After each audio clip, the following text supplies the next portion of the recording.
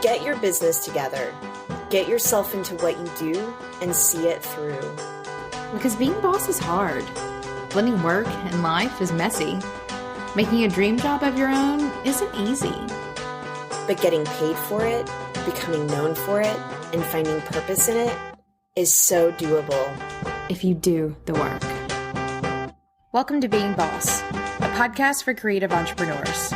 From Emily Thompson and Kathleen Shannon. Welcome to episode 9, How to Do Like a Boss. Hello and welcome to Being Boss episode number 9. Here's an email we got from a listener recently. I dream of morning routines and checking to-do lists, but I'm the free-flowing creative type, so I start to freak out too much about structure to make great creative work.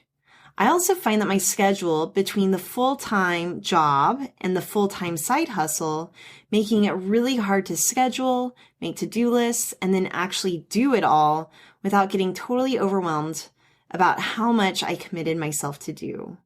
I'd love some episodes about morning routines and to-do lists. So that is from listener Jess.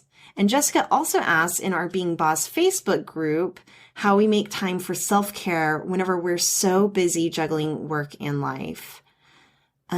So we're going to be talking about to-do lists. We also got another email from Erica. Yes, we also got an email from Erica that reads, I have a question for you ladies in regards to balancing all of the things. I'm still working full-time and managing my side hustle, but rather poorly. I'm being pulled in a ton of different directions, and by the time I get home in the evening, I'm lucky if I can make it through dinner before I completely pass out on the couch.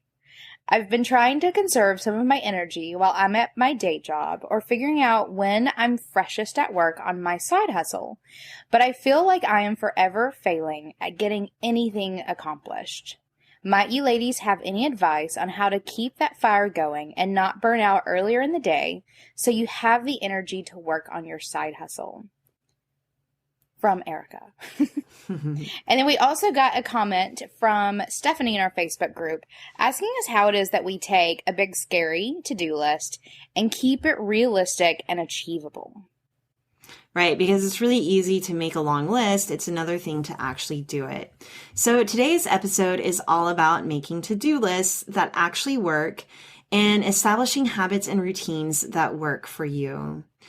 So the first thing I want to say about this is that your side hustle and creative career should be giving you energy, not depleting it. So for example, I own and run Braid Creative full-time. But my side hustle is actually this podcast, Being Boss.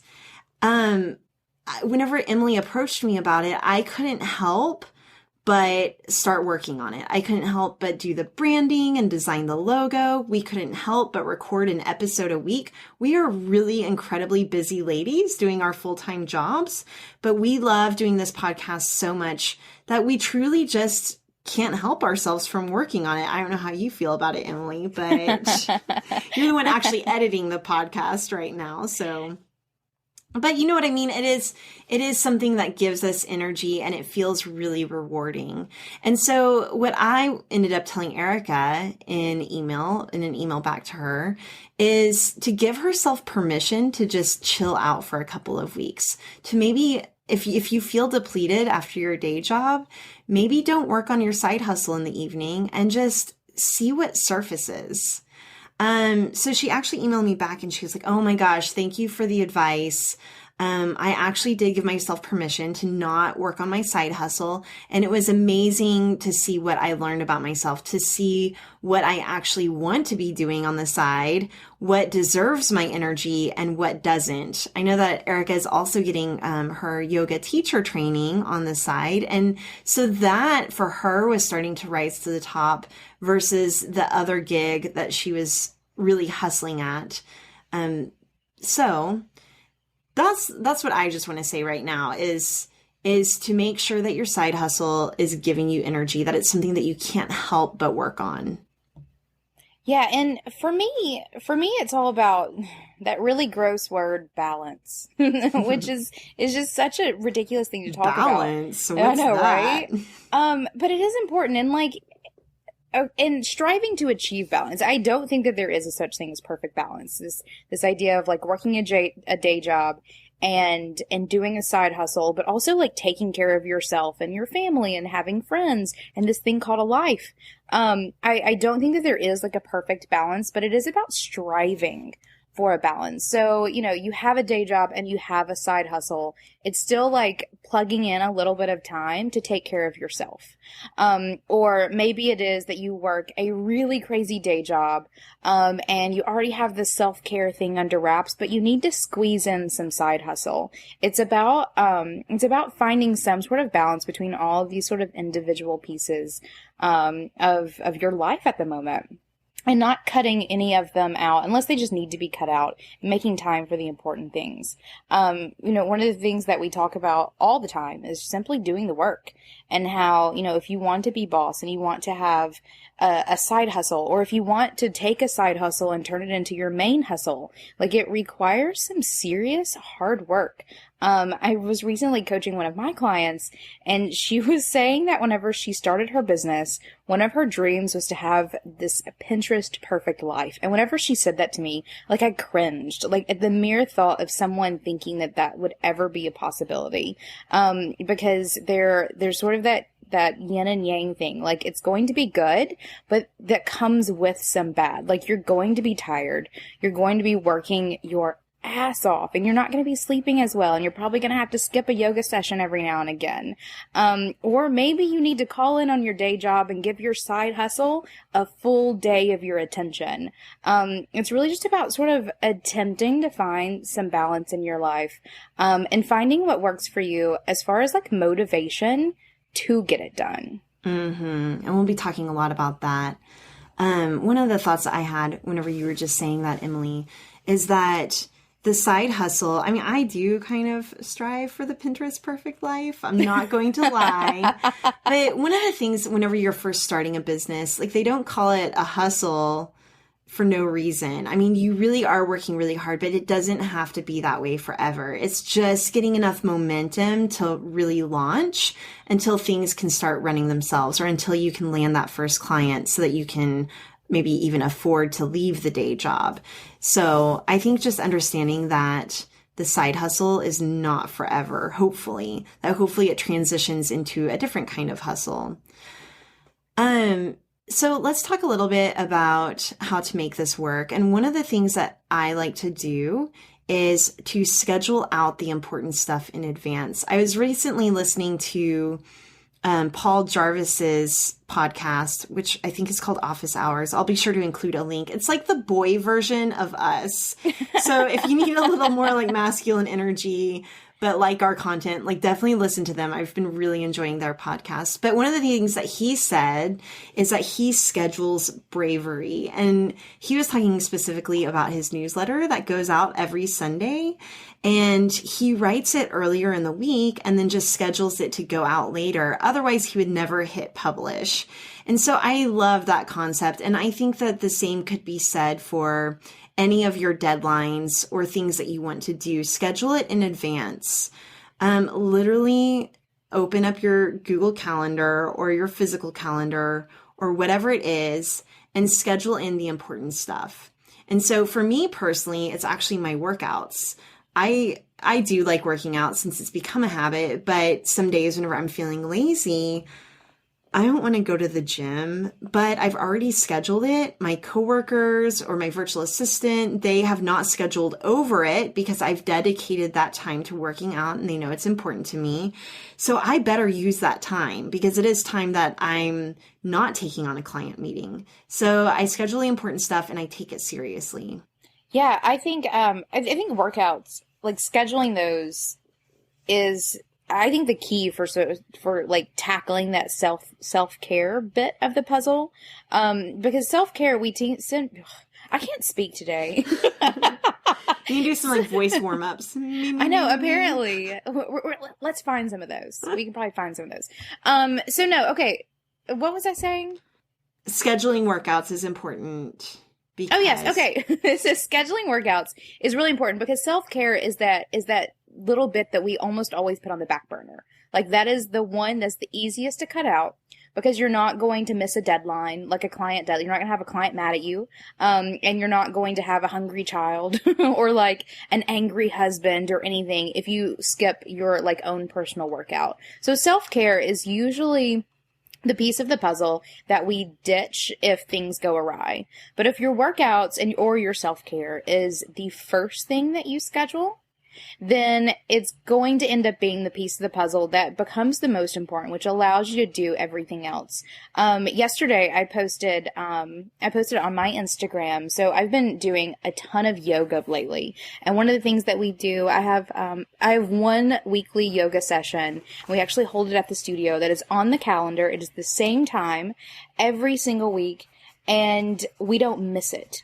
So it's one of those things that's on the calendar. We schedule our client meetings around it. We schedule off days around it. Yoga is on my schedule every single week. And I'm also doing like tons of like personal practice.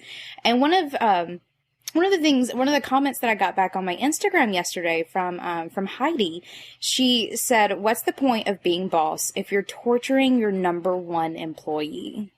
Oh, nice one, Heidi. I know. I got that. And it was like one of those light bulb moments of like, that's exactly what it is. Self-care. If you want to be boss and if you want to have this amazing either side hustle or maybe it is sort of your creative business that you're trying to grow as your main hustle, take care of your number one employee first and foremost. So yesterday I was coaching one of my creative clients, and one of her goals is to write 400 words a day. She is a writer, but has been neglecting her own writing practice. And so she kind of had two questions, which was, how do I make time for this? Or how do I commit to really creating a habit out of this?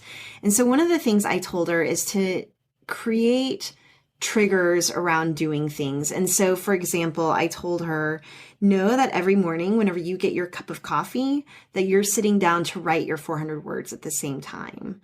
Or, for example, she's also maybe thinking about getting a creative full-time job, but still wants to work on her own side hustle, is to have transition triggers. And so this is something I actually learned whenever I was still working full-time at an ad agency and still wanting to make my workout a really important part of my life. And what I would do is I would work out every day. I would leave the office, I would go to the gym, and then I would go home. And it became such a transitional I don't know what's the word for it, like transitional habit and experience that if I went straight from work to home, I felt off. I felt like I didn't decompress properly. And so one of the things I recommended to her, if she does get a full-time job, is to create a transitional trigger that will allow her to write. So maybe it's on her way to work. She wakes up early and maybe stops at a coffee shop on the way to work and writes her 400 words there, or on her way home from work. So you don't have to be spending a ton of time at home on your side hustle whenever you'd rather be hanging out with your family or watching TV or making dinner. Try and squeeze it in right before and right after your day job, so it just kind of feels like an extension of the day job. Yeah, I like that. And then I think that just another way to really start to develop new habits and routines is to really start small and to commit to small daily actions every day, because it really does add up. A really great resource for learning how to create habits and starting small is Zen Habits. And I'll be sure to include that in the show notes as well. But it's a blog by Leo Babachua. I never know if I'm saying his name right, but he writes a really great blog called Zen Habits, and it is all about establishing new habits and routines. So be sure to check that one out. Yeah, and as much as we talk about like daily routines and having a morning routine, I also have to shout out here for a second. Like those things are super important, and I have them and I do them, and they are definitely what keeps me like on track during my day.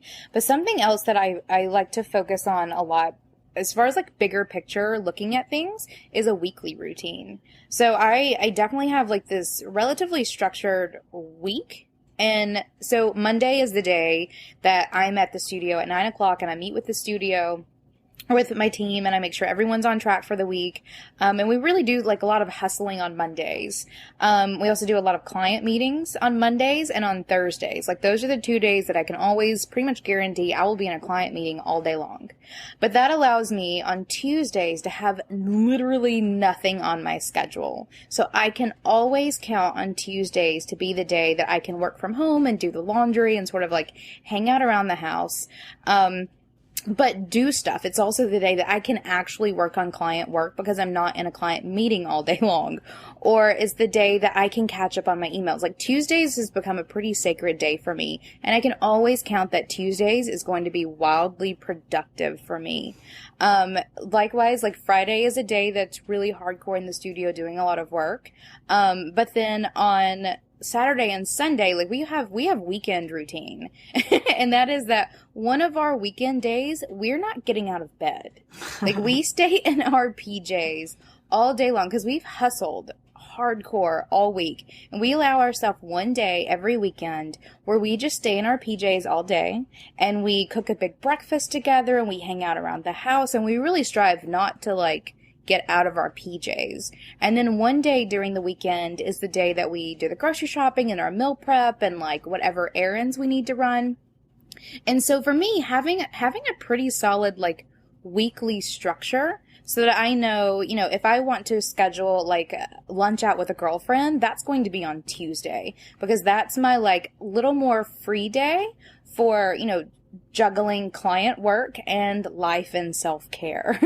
So having a week structure for us has, or at least for me, has super helped me tackle all the to-dos that I have. So I love that, Emily, and I love that you say that. And one of the things that Tara and I have started doing recently is blocking out Fridays as a braid day. So we spend so much time working on our client work that it doesn't give us a whole lot of time to work on our own projects. And we have big goals for ourselves. So doing things like writing a book or consolidating our e-course. So we have taken Fridays to really work on braid stuff. And it takes everything I have to not schedule like little extra meetings or even, you know, recording the podcast, just the stuff that I have a hard time fitting into the rest of my week. It's hard not to let that bleed into Friday because it's this wide open day that I've dedicated to working on braid. But just like self-care, you know, it's easy to move that to the back burner whenever other things feel more urgent or pressing. So this is just to say, I think that literally putting it in the calendar makes me take that day more seriously.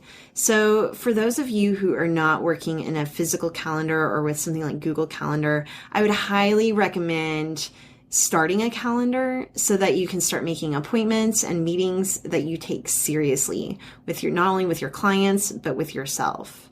Okay, so Emily, I want to know literally, how do you structure your to-do list? I know that there are a million ways and it's kind of an art. So I want to hear how you do your to-do list.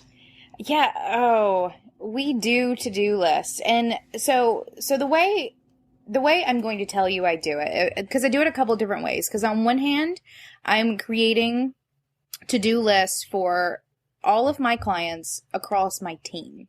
So on one side of things, like it's a huge to-do list, but I'm not tackling all of that stuff. But that's like the power of delegating and why that's so important. And then I do have my to-dos. So overall, we're Evernote users. I guess about 3-4 months ago, I really got into Evernote. And we had tried multiple things in the studio for how to manage projects. So when it was just me, I had my own little system for managing projects, and it was really easy. It was just like a piece of paper, and I had little checklists, and it was easy to do. But whenever you're taking like one project and spreading it across 4 people, like passing around a piece of paper is not the best way for managing like all the things that have to be done. So we tried a couple different things. We got this billboard and tried to make these note cards, and we tried doing it in Dropbox, and we tried doing it in Basecamp, and even Basecamp wasn't really working for us on the in-house side as much as we like. So we fell into Evernote and like this like final attempt to find something that worked.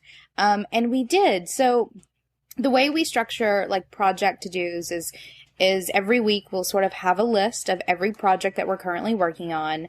And then we do one big task for each of those projects. So for one project, it may be, website design. So that week we're working on the website design. There may be a ton of other little to-dos, but the one thing that we're going to focus on is this big website design to-do that we're going to do.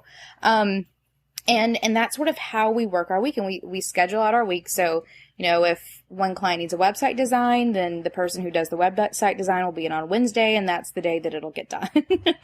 So, I mean, delegating, the way we've set up Evernote to delegate is really easy, but it's really based on, or it's actually pretty intense, but it's really based on that idea of just choosing one thing, which is something that you brought up in a past podcast, and kind of changed my life a little bit.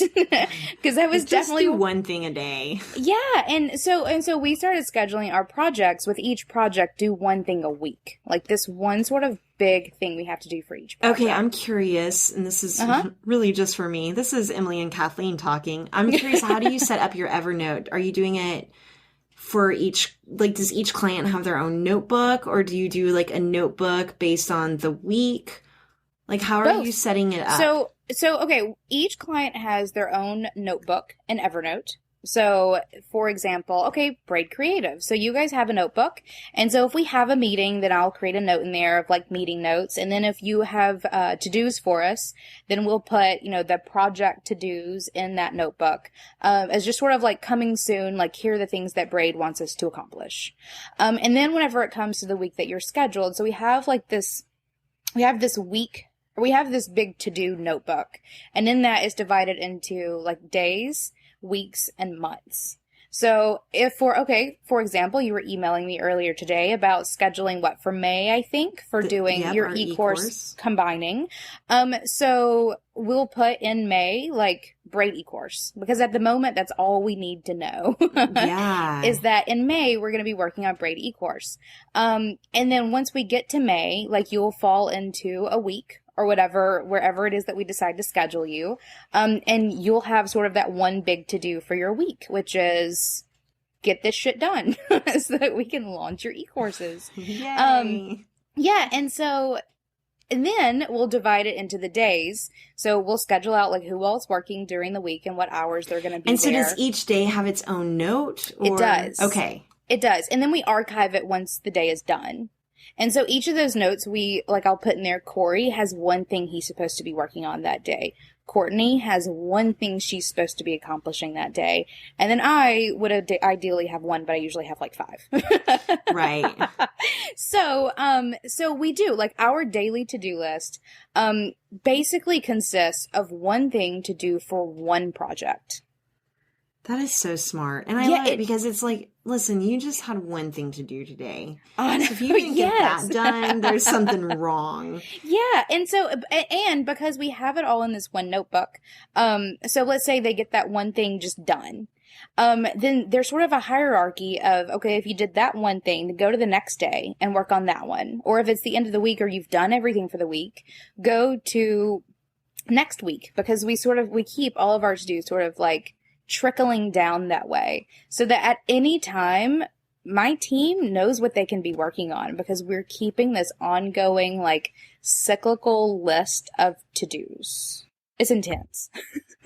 Okay, so I think that we set up our to-do list in a similar way, but we use Google Docs. And so what I love about Google Docs that I don't love about Evernote, because Emily, you and I use Evernote for the podcast and for organizing that. And what I don't love about it is that we can't both be in a document at the same time, editing it and seeing what the other person is doing. So that's what I love about Google Docs. So here at Braid, we have in Google Docs a notebook called To-Do Schedules.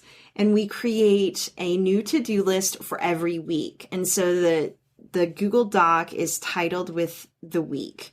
And then in the Google Doc, we have Monday, Tuesday, Wednesday, Thursday, Friday. And then under each day, we have Tara, Liz, Kathleen, Kristen.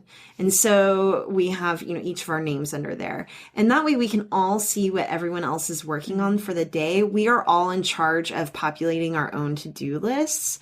Sometimes I might email Liz and say, hey, can you work on this thing? And then she'll go in and add it to her to-do list. Or I might go in and add it to her to-do list and say, email me for more details, so that she knows to do that. So we have our to-do list in Google Docs, and then we just literally cross through each task.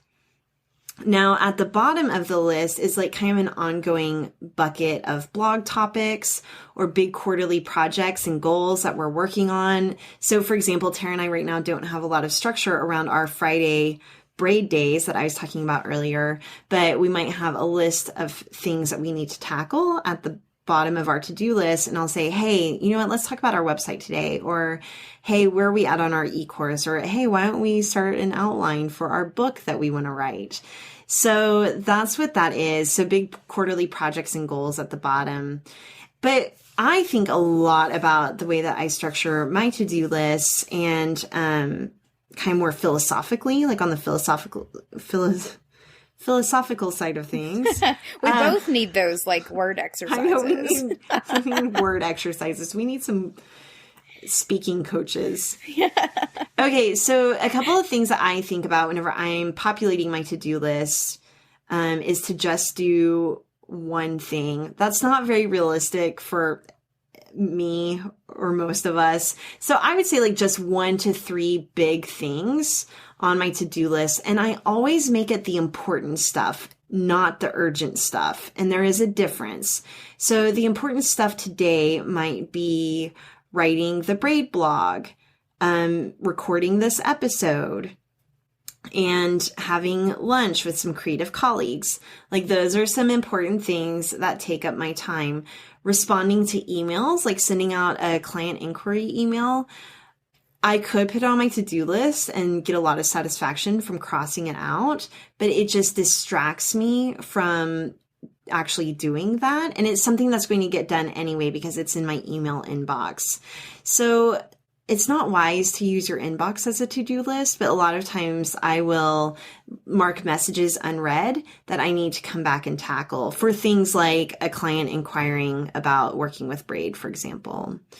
Another thing that I've really started doing, especially since having a baby, is really being realistic about how much I can get done in a day. And so I've been practicing with being diligent about scheduling only one meeting a day because my days are just completely sucked up by meetings and it leaves me very little time to actually do the work. If you're not having a lot of client meetings, you might just even schedule out on your calendar, which we've talked about is so important. Having that calendar is scheduling out a creative chunk for a time of day. So let's say, Emily, you needed to really work on designing a website and you have 5 things on your to-do list. You might just set 90 minutes. I think that 90 minutes is a really good cycle of time because usually most people are fatigued after 90 minutes. And it's funny because learning about sleep cycles this last year, I've learned that we really sleep in 90-minute cycles. So there's something to the 90 minutes. But set 90 minutes to really just shut down your inbox, shut down your internet, turn off your phone, and just work on design for 90 minutes. So try doing that with your to-do list. And then, okay, so some other things that I've experimented with on my to-do list are either eating the frog first or doing the thing that like feeds my creativity first. And so eating the frog first is doing the thing that you're just dreading. And whenever you get it done first, you can Well, okay, if you're putting it off, you might spend your whole day procrastinating because you're putting off doing the thing that you're dreading doing. So if you just do it first, it's done. And then you can move on with the important stuff. Or do the thing that feeds your creativity first. And so, for example, that client that I was coaching yesterday, I recommended to her to try writing her 400 words a day first thing in the morning. That way it's just done. You've tackled it. You feel really productive. And I feel that productivity begets productivity. And so if you can tackle that one thing and feel accomplished, you're going to have a lot more confidence going into the rest of your to-do list. So finally, I like to experiment with not having a to-do list at all. So I know that might sound crazy, and I will admit I'm very privileged in that I have a team of people who are being diligent with their to-do list, but I still think it might even work as a solopreneur. But experimenting with not having a to-do list really allows me to just do what I want. It allows me to see what really rises to the top and to see what I actually want to spend my energy and time doing. And usually it's the fun, important stuff like recording a podcast. Yeah, can we initiate like a worldwide throw your to-do list away day? Week? I think I need a week. I mean, maybe just try it. I wonder what would happen. I feel like the world would crumble and fall. I'm so curious to see. But see, I rely on you, Emily, like whenever you and I are working together and I'm telling you what I'm thinking for my website or for my e-course, I'm relying on you with your little pen and notebook over there because you're so good about your lists to capture what I'm saying. So the world really might crumble and fall apart. It might crumble and fall apart. But I think that a good compromise is to put one thing a day on your to-do list. I think that a long list of 50 to-dos, especially whenever it's a lot of little things, like it pretends to be useful and you feel really important because look how much stuff I have to do. But then it can also feel really overwhelming. So one of the things that I like to do, because we have our Google Doc to-do list, but I still like writing a physical list from time to time, like on a little Post-it note that I stick to my computer, and that's kind of my daily tasks. And so maybe that is the differentiating your to-do and your tasks. And so one thing that I like to do is maybe if I have 1 to 2 really important things on my to-do list is creating a list of tasks on a Post-it note or on a physical piece of paper at my computer that really my coworkers don't need to see. They don't need to see all the nitty-gritty details, but it helps keep me on track. So that's another way to try and tackle a to-do list and all the tasks associated with it. Yeah, that's exactly what I was referring to as far as my personal to-dos, because I do the exact same thing, and I do it in a notebook, in a physical notebook. I have to write it down.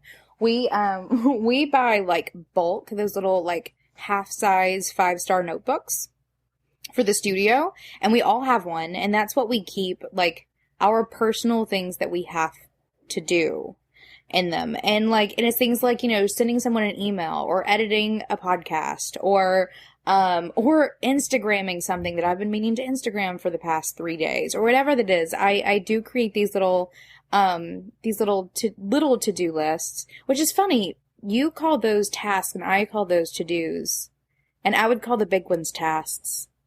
Oh. And you call the big ones to-dos. So that's confusing. Listeners, choose how you want to do it. So you have the big ones, but you do have these really small little things that you have to do. And for me, I do the same thing. I physically write them in a notebook and mark them out as I do them. And I usually allot myself either at the very beginning of my day or the very end of my day to do this personal little list. So it's just, I set aside time and I do all those crappy little things that you have to do. And I just get them done. And then I throw away that piece of paper. That's a lie. They're all still in my notebook. I simply turn the page and I start again the next day. I think I like doing that too, because sometimes it's nice to have a physical record. I like even doing it on a notebook that is separated out into, what do you call that? A calendar, but it's a notebook where the days are separated out. A planner. One of those things. What is the word? So sometimes I like writing all my tasks or little to-do items in a planner, and it's helpful to see if I need an alibi, for if I'm like on Serial and they're like, where were you the day of this murder? I can be like, oh, well, I was recording a podcast with Emily, or yeah. And we talked about this one day. So a couple of months ago, you asked me, if I keep a journal or anything like that. And I don't. Like, I'm not a journaler. And I always feel a little guilty about that. Not really, though. But we also discovered that that's how I keep a diary is I really do keep all of these notebooks and like these lists of to-dos, so that whether it is business related or simply like me, like I was in, this really great headspace in August. Like, what was I working on? I can go back and like see what I was doing in August and why it felt so great or whatever it was. But that's how I like keep a journal, is my little private to-do notebook. It is cool that with keeping a notebook or keeping a calendar, you can look back and start to uncover patterns. Mm-hmm. Like whenever things are feeling, it was in an earlier episode whenever you said, I know I need help whenever my life hurts. And to look at your to-do list or look at your calendar and say, okay, my life was hurting. What is common here? Is it that I'm scheduling too many meetings? Is it that maybe I don't have enough social interaction or enough meetings? So that's kind of fun. Yeah. Okay, so let's talk about getting it done. So it's one thing to write all these lists, but let's talk about how you actually sit down and do the work. You don't think about it. That's what I was going to say earlier. Whenever it comes to the readers' questions, like, how do you make time for self-care and how do you get all your stuff done? And it's like, you just get it done. Yeah, you don't even ask yourself, like, should I? You simply do. That is literally almost the only answer that I can give you. Because we're all going to die. Just get to work. Yeah, we're all getting sucked into a black hole anyway. No. Here comes like the Emily and Kathleen top-notch YOLO advice. It is. Well, this is where it really just comes down to tough love. Like, we can give you pointers all day long, and we can tell you how it is that we keep our to-do list, and we'll give you some more pointers, and how it is that we accomplish it. But everyone is different. And when it really comes down to it, it's not about tactics. It's about doing. So this is what I call my lace up your shoes technique. Like, so again, working out and running a business are very similar. Sometimes you don't want to do it, but you just have to like lace up your shoes. Sometimes that's the hardest part, is lacing up your shoes and getting out the door. Once you do that, the rest will follow. And I find the same thing whenever it comes to getting work done. So I don't necessarily always feel inspired to write a blog post or to design a logo, but I sit down, I open my laptop, I go through the motions, and before I know it, it's done. Yeah. Whenever I'm really struggling, I will set a timer on my phone. So even if it's just for 3 minutes, because that's usually all it takes to get started, or, 15 minutes, or like I said earlier, 90 minutes, I will set a timer on my phone and say, okay, you know what? After this 15 minutes is up, I can do whatever I want. I can check my email. I can check Facebook. But for 15 minutes, I'm going to work on this thing. And you would be surprised how much work you can get done in 15 minutes. By the time my timer goes off, I kind of want to keep on working. And so I'll just keep working. So kind of just get out of your head, like, oh, should I work on this or not? And just get in it and see what happens. Yeah. Well, and I think that goes back to, those sort of trigger things you were talking about earlier with, because I'm the same way. So I rarely use a timer. That's not something that I do often, but I do it. If I'm ever having one of those days where I have a deadline and I cannot focus, because that's a thing, like that is a real thing. But if I'm ever having one of those days, I'll get out my timer and I will set it for 30 minutes and I will start going. And I always work longer than that 30 minutes. Because it's just the act of starting that timer and starting doing it. That's all I needed. That is all I needed, was simply the push to do it. And a timer, I think, is a really great sort of trigger for initiating the work. So other ways to get it done is to have someone else do it for you. Yes, delegate. As my business has grown, and yours too. I mean, having people do the little things that take away from your core genius is what allows you to focus on your core genius. It's not like some magic formula. And it's hard. It's so hard to hire people and have them do what you already do, especially when you know you're doing it faster than they will, at least for a while. But it's an investment. It's part of the process. And unless you simply find the perfect person the first time, it's going to be some work to get them where you need them to be. But delegating is what will allow you to get all of your things done. I think also recruiting people to hold you accountable. And so I'm specifically thinking about my husband. He works a day job as an electronics engineer, but lately he has this dream to design phone apps and games and get more into that side of developing. And so really, whenever I think about him and what he would need to do to keep on track with his side hustle is to recruit me for support probably. And so instead of being like, no, let's just binge on Netflix, really having someone who can help you stay accountable to accomplishing your dream. And so if you're currently working a day job and you can't really afford to hire someone to delegate your work to, or it's work that you want to do yourself, recruit support from the people around you to hold you accountable. And maybe let your partner know, hey, you know what? Sunday morning, I'm going to wake up and I'm just going to work on this thing for 3 hours. And I need you to hold me to it. I think that recruiting support in that way and letting people in on your side hustle is a great way to get it done. Yeah, well, look at us, Kathleen. Like, I wanted to do a podcast really, really badly. And we even talked about this in a couple of our first emails, was that it's something that we both knew we wanted to do, but knew that we would never do it by ourselves. Yep. Like, it's just, we had no one holding us accountable, but because we decided to partner up and do it together, because like I decided that I needed someone with me to actually make this happen, it happened. So I think it's super powerful. We need to do a whole episode on partnering up because we've been getting questions about that too. And that is a whole other episode. Oh, you want some tough love, guys? Let's go there. Not just tough love, but wow, partnering up with someone is practically like getting married to them. Yeah. Oh, so, Kathleen. I love you, Emily. Oh, I love you too. Okay. So another thing I want to mention when it comes to getting stuff done is to maybe not do it at all. So like if something is on your to-do list for maybe 3 or more days or however long seems like, okay, that is like, I'm so sick of copying and pasting the same to-do every single day. Maybe just don't do it. And so I hate being a bottleneck for my team, but sometimes I'm like, oh, but I really want to be the one to design that logo. But if it's not getting done, it's not getting done. So if it's on my list for more than 3 days, I will delegate it or I just won't do it. So one of the things that was on our quarterly goals for a long time for Braid was to create a 4th e-course all around like packaging your process. It was moving from 1 quarter to the 2nd quarter to the 3rd quarter. It was never getting done. And so finally, Tara and I were just really honest with ourselves. And we said, you know what? We're never going to do this. And it was like taking it off of our to-do list was such a weight off of our shoulders.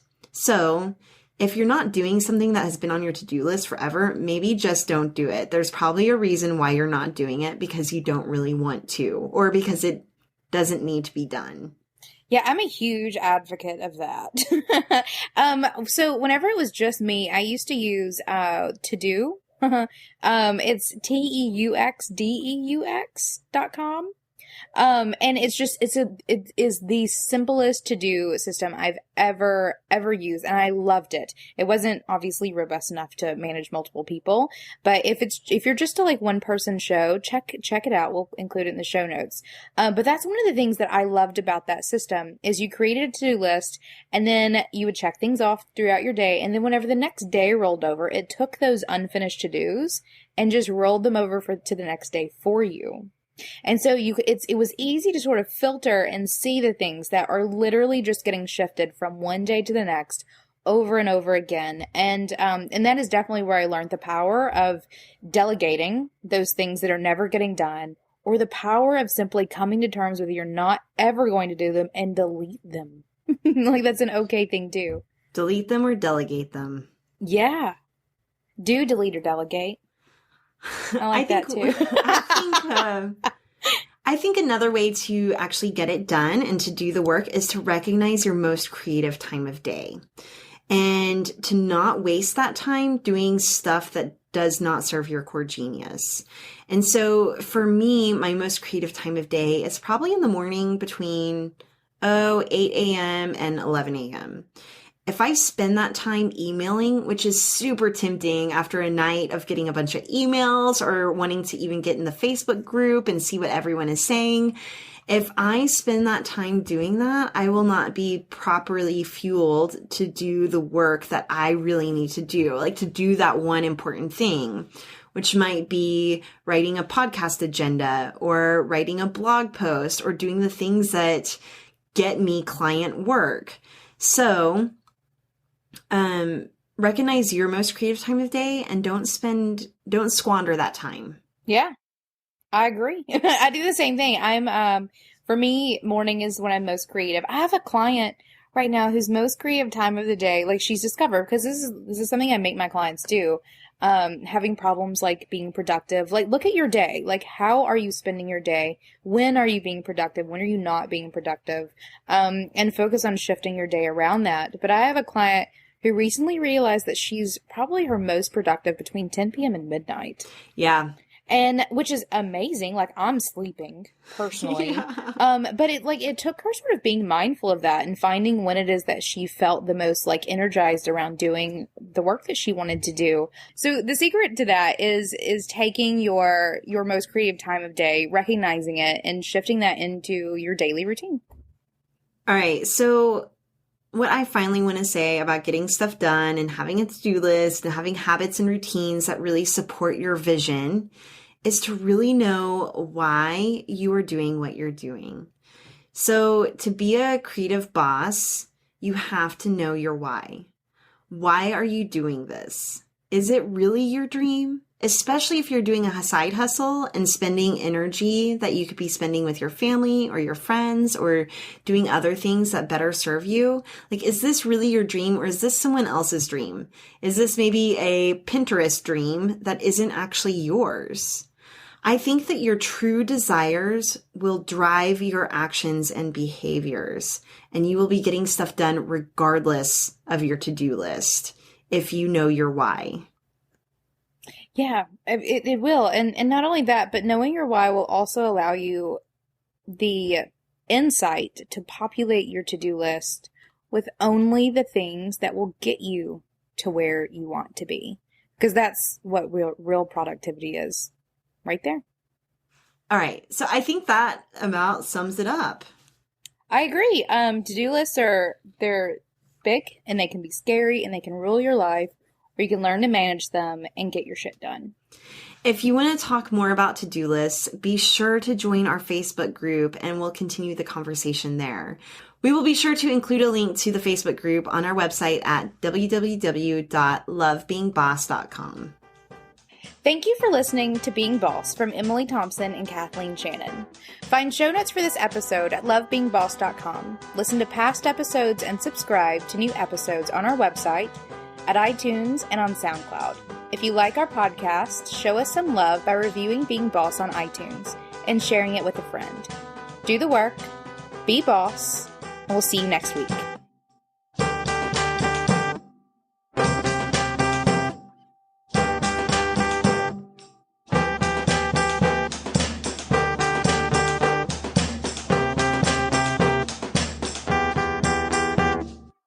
And creating that into your, what am I saying? I don't even know what I'm saying right now. Blah, blah, blah, blah, blah. I know. Okay.